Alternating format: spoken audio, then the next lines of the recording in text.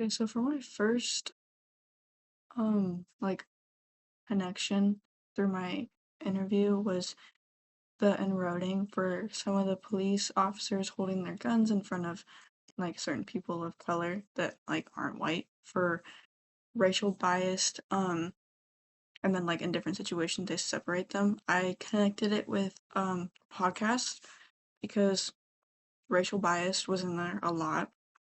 Um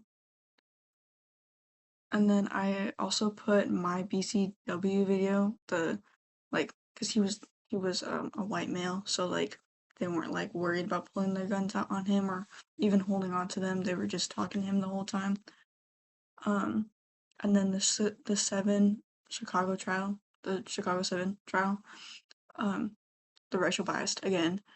And then um, the next one was knowing your neighbors can trust in the community. I said possibly the move bombing because like if they knew their community better, they probably wouldn't have escalated to what it was because they would have understood it better in my opinion.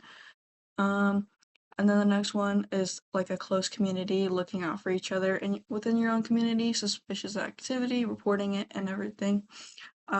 I connected it with the video that we watched in the beginning of like the the quarter. I think it was like the third class where there was that officer who was following like kids around in his truck and then he like ended up pulling out the gun on them. Like I feel like if their community was closer and like people were watching those kids because it was in front of a bunch of houses, that could have been like taken down quicker than it was like handled. Same with like the next point of like stopping it at the root. I feel like that video could have also followed that, um, which was my next point of stopping it from the root, which is what I said. So stopping it from the root could have taken part in that since like that escalated really quickly and didn't need to be what it was. It could have just like been stopped earlier. Um, taking precautions of your own valuables so no one tries to take an effort to take them from you.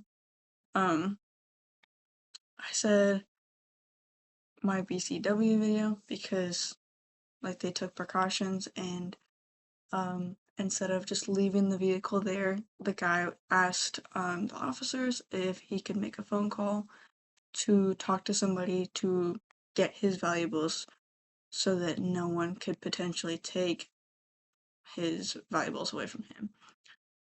And he made that effort so that it wouldn't be like I don't know the word, but like, oh, I see it, I want it, I'm gonna get it kind of thing.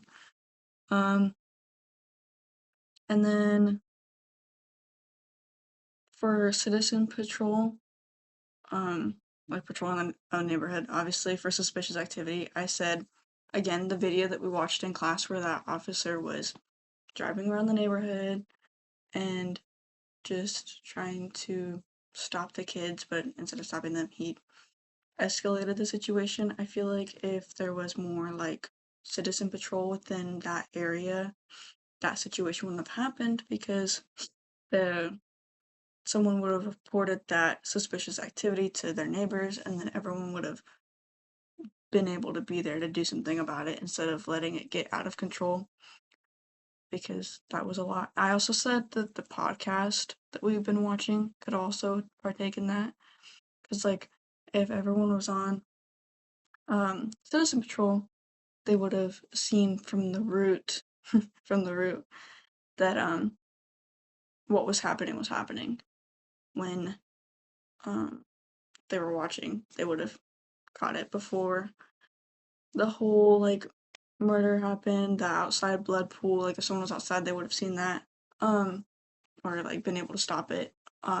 Or like the fire. That's a big one.